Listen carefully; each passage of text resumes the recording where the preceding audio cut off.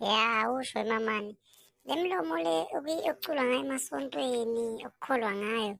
Iyona futhi le milomo le kuphinde kukhishwe ngayo, kuthathwe ngayo, noma ikhona eminye imilomo mhlawumpe ebekiwe ukuthi hhayi, lo mlomo lona ngokhonza ngawo. Bese ngiyabuya ngiwubeke ekhaya, ngiphinde ngithathe omunye umlomo, ngithathe ngawo. Hhayi, umlomo omunye kusiwo umlomo owodwa.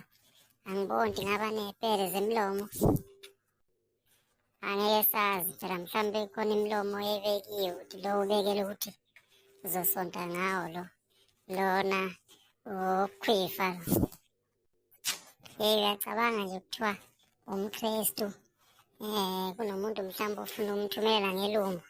Uzokhwifa lelo lumbo lelo, uphinde futhi esontweni uyofakaza.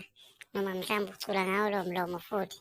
Noma mhlawumbe nje ubuncinda, mhlawumbe uncinda nje umuthi omubi.